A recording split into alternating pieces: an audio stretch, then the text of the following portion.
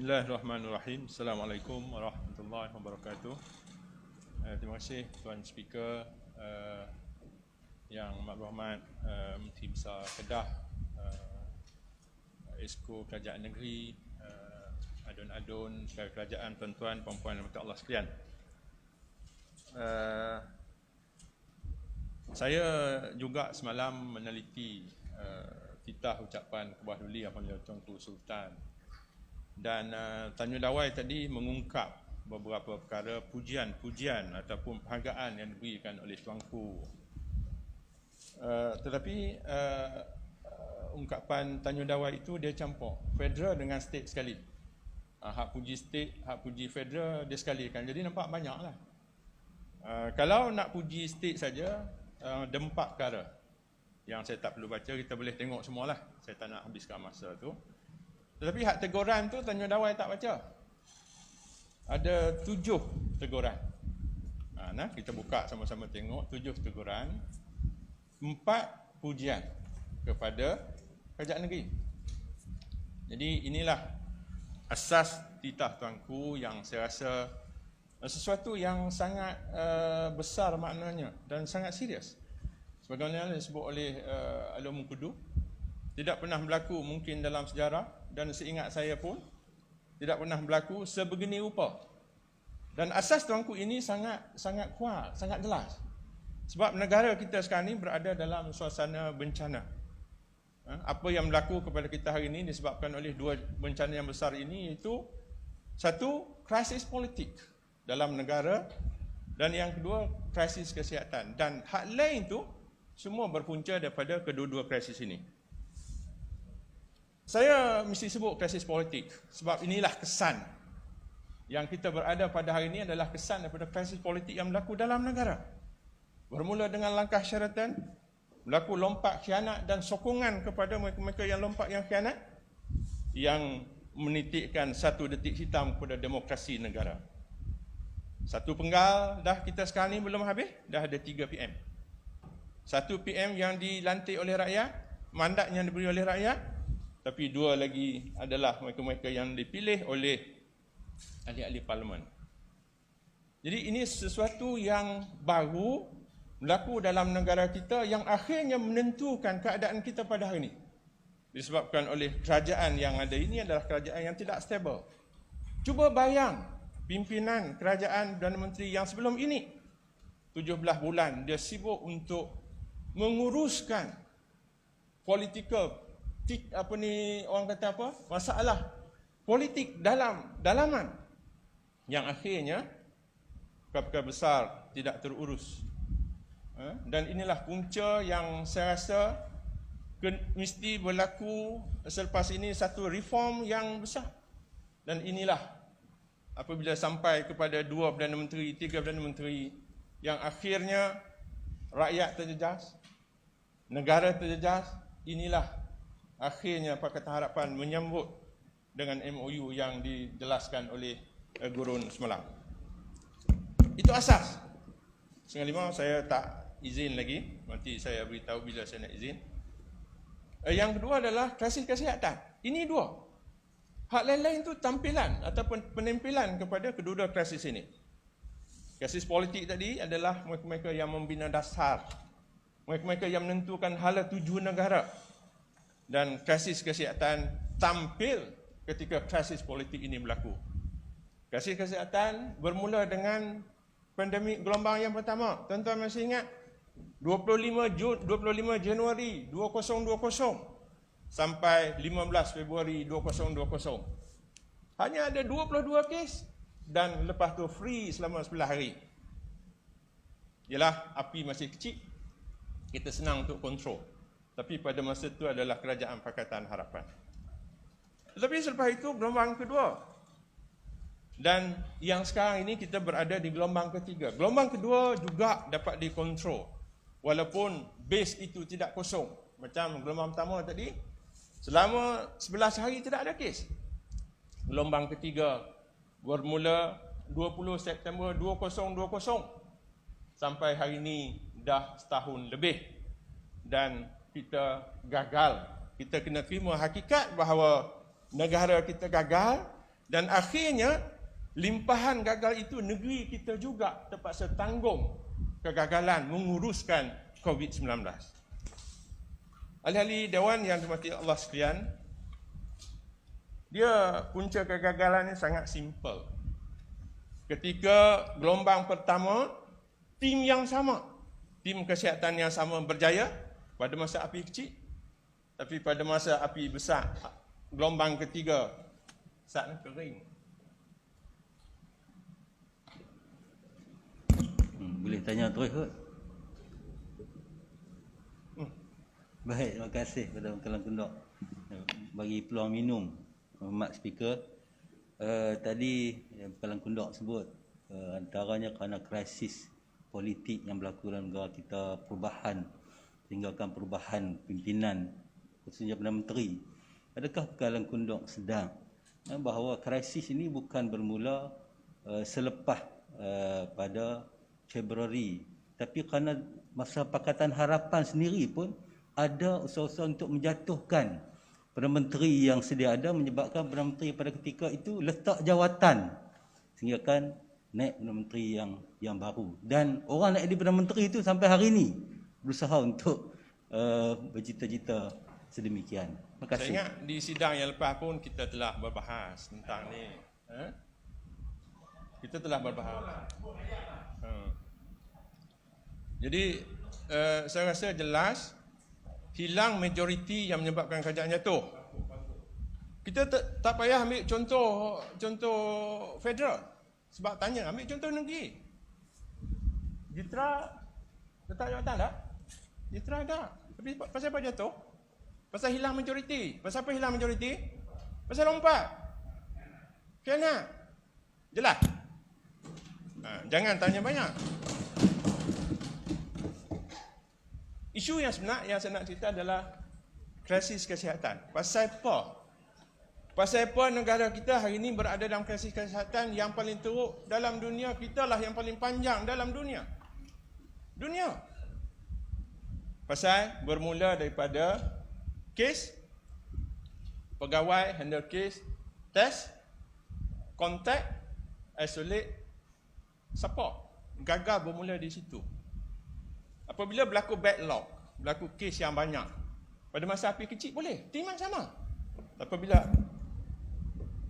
nak sambung hak politik tadi ke? Dah. Nanti lo. Tak habis lagi, baru mula dia.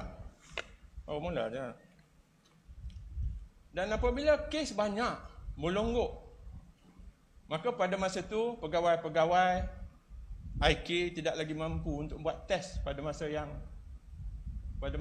secepatnya. Ditambah pula dengan spesimen PCR yang dihantar itu kadang-kadang 2 hari baru balik.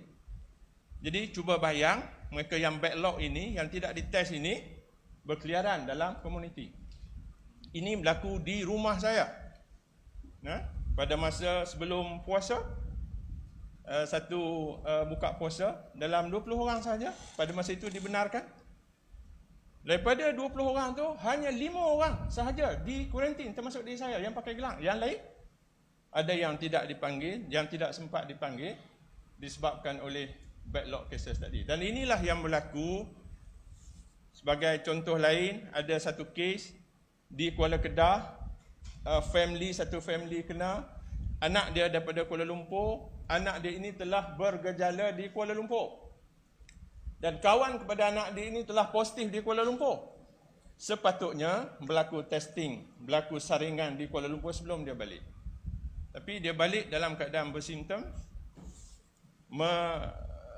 menjangkiti keluarganya, habis satu keluarga. Inilah yang akhirnya pergi kepada seluruh negara, yang akhirnya berlaku di institusi-institusi, berlaku di kilang-kilang, akhirnya tumpah dalam komuniti.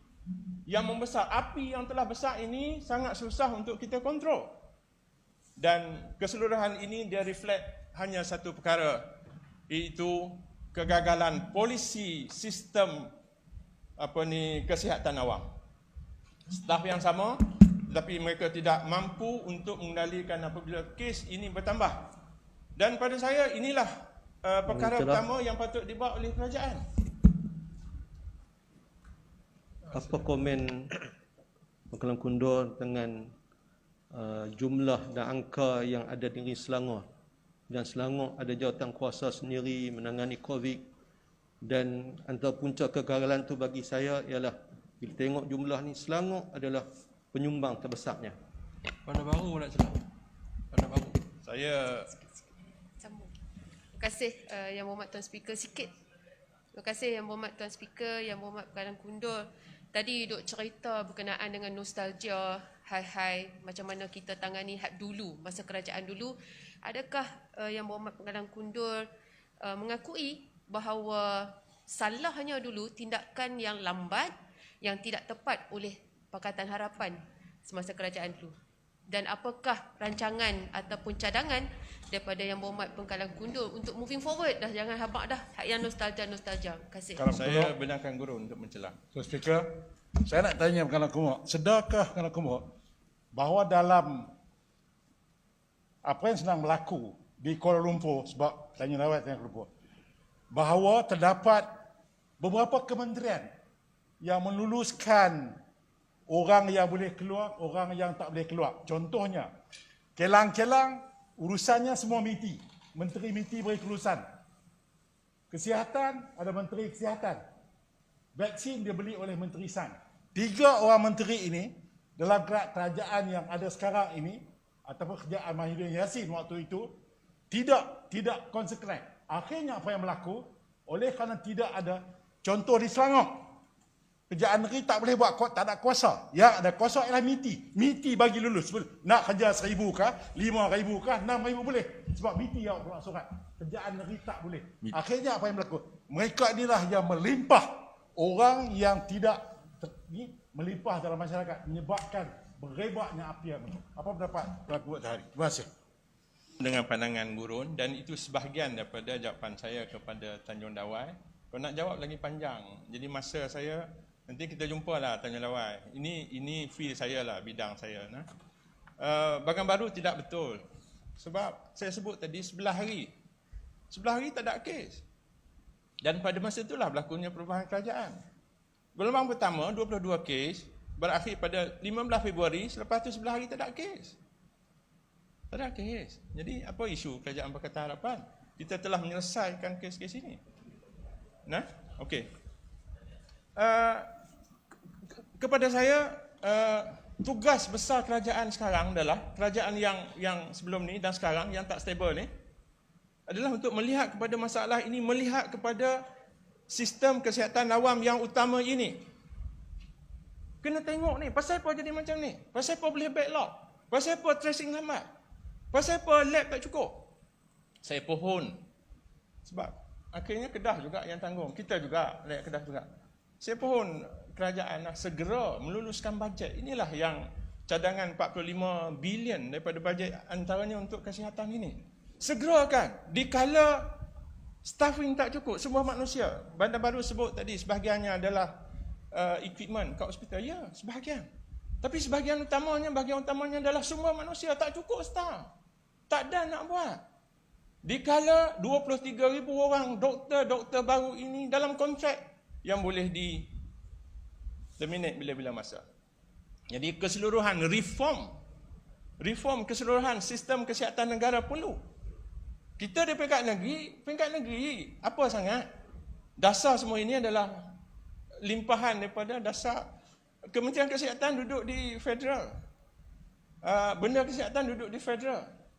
Jadi saya kira inilah perkara asas yang kita bincang hari ini, yang menjadikan hari ini negara kita kalau dari segi kes dalam dunia nombor 21. Dari segi kumulatif, dalam 1 minggu yang terakhir kita nombor 9. Dari segi kes kematian per 1 juta, kita top 5 dalam dunia.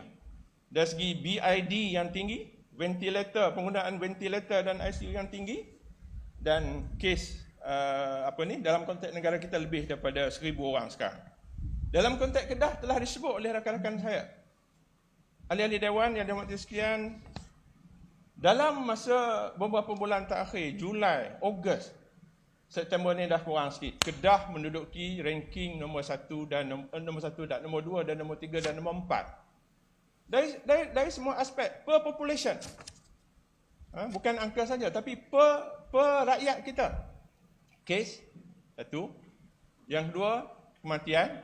Yang ketiga, BID. Mati sebelum datang kepada hospital. Dan inilah yang saya saran sangat-sangat, saya ulang, tanya, mencelah banyak kali, supaya kena berlaku empowerment di peringkat komuniti. Sebab ini apabila kita nak masuk ke era endemik, peranan semua mesti berlaku. Dan saya kira antara punca juga Kedah telah dijawab oleh Bakar Arang dan juga Tokai tadi, vaksin kita lambat. Vaksin dikendalikan oleh kementerian lain, mesti. Padahal madaung kita yang terlibat adalah Kementerian Kesihatan. Jadi bekalan vaksin ini akhirnya kita lambat. Yang akhirnya kes-kes dalam negeri kita yang saya sebut tadi banyak yang hari ini kita tak boleh lepas lagi ni, Kedah ni duduk dalam PKP yang paling panjang dalam dunia. Kedah dengan Johor je hari ni. Kami di Alostak bulan 5 lagi. PKPD disambung dengan sekarang. Dan nak lepas tak lepas bulan depan. ICU tak apa nak lepas lagi. Kes banyak lagi. Penggunaan ICU tadi disebut. 97.5 ventilator. 77.6 di Kedah, paling tinggi dalam Malaysia. Dan alhamdulillah dari segi vaksin kita catch up akhirnya di akhir-akhir ni kita boleh potong 3 negeri. Yang sebelum ini kita duduk nombor 2. Sabah, Kedah. Dalam masa 2 minggu ni kita potong siapa dia? Kelantan, Perak dan Pahang. Hari ini kita boleh sedikit berbangga. Data terbaru kemarin 63.1% second dose. Tapi tak lepas lagi pasal apa? Pasal ICU dan lain-lain. Itu yang pertama yang sebut. Jadi apa yang saya nak sarankan adalah Pangkalan Kundor masa 2 minit lagi. 2 minit lagi. Oi. Tu. SOP lah kalau macam tu. Nak habis dah SOP. Masjid saya memberi cadangan lah kepada Kupang. Singapura bukan dua shift, 3. Mula dengan 2 shift, 3 shift. Apa salahnya kita duduk bincang Jabatan Agama Islam dia pelaksana saja, tapi polisinya datang daripada atas, exco dan ke atas. Apa salahnya 3 shift? Apa salahnya untuk dibuka khemah-khemah di depan masjid yang COVID tak boleh hidup pun di situ? Virus ni dia mati di luar daripada sel dan kawasan lapang, kawasan yang tidak tertutup, tidak tersesak. Jadi saya cadang supaya segera buat mesyuarat. Saya pun lemah. Saya ditahan beberapa kali pergi masjid. Semayang waktu pun ditahan. Saya pernah semayang di luar masjid, di tangga. Di tepi tangga. Sampai macam tu. Jadi saya sedih. Yang sepatutnya SOP ini segera, apatah lagi nak masuk endemik. Jangan tunggu nak masuk endemik sekarang. Sebab sekarang boleh, saya rasa, untuk terutamanya Jumaat dulu. Kita buat di mana? Buat shift, satu. Yang kedua, tak khemah lah di luar tu. Di kawasan open air supaya memastikan untuk kita sama-sama boleh beribadat lah. No? Last kali saya nak sebut kita perlu kepada benda baru yang kita perlu reform. Kedua-dua kasih ini memerlukan satu reform termasuk negeri. Jadi saya menyanggah sekali lagi Bandar Baru yang dia kata tugas utama kita adalah untuk duduk dengan rakyat, memberi bantuan kepada rakyat. Ya, itu betul, tapi tugas utama kita di sini. Kita policy maker. Segala kasih yang berlaku ni kita kena bincang di sini. Sebab tu kami maslahah apabila melihat kepada ini, kita kata perlu bermula dengan ini, dewan ini tidak perlu dihadkan pada pukul 1. Nah, apa isunya? Apa beza pukul 1 dengan pukul 3, pukul 5?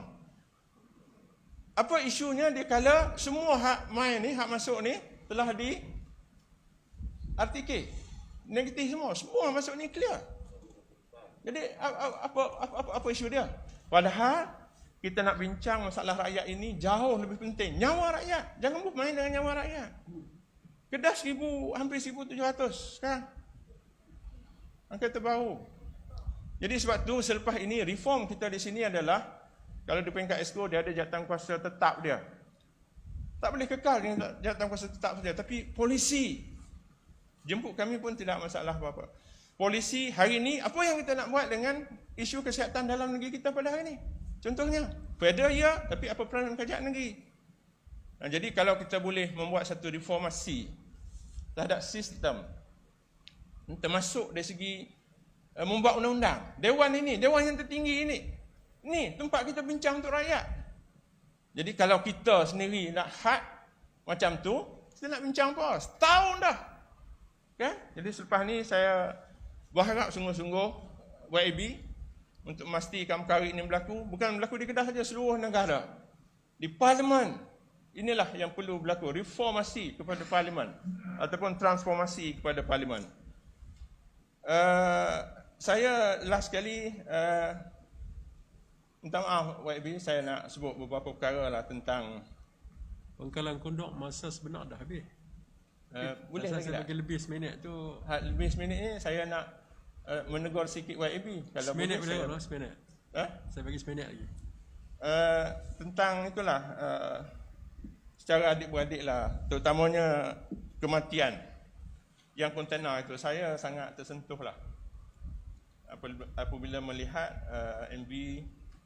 Dan saya faham pun bahawa itu bukan hasrat MV pun nak kata begitu, tapi mungkin ke depan nanti kontrol sikit supaya jangan kata hang nak ni bagi nama lah nak masuk kontena tu kan, itu sangat tidak baik.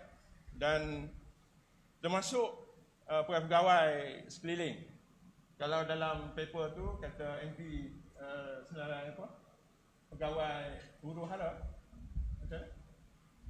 pegawai macam tu juga, terutamanya dalam kes Nini Shiron Raptor contohnya. Jangan ada pegawai yang cuba berbohong dan fitnah, dan akhirnya ini dibenarkan oleh MPN Yang Amat Berhormat sendiri sebagai orang nombor 1 dalam negeri Kedah, pengurusi MPN negeri langgar SOP. Leceh ya, kan? Sangat leceh. Jadi Pangkalan Kundok masa lebih banyak ni. Saya rasa sekian, terima kasih. terima kasih kepada Pangkalan Kundok. Habis 4:30 kita bincang di luar.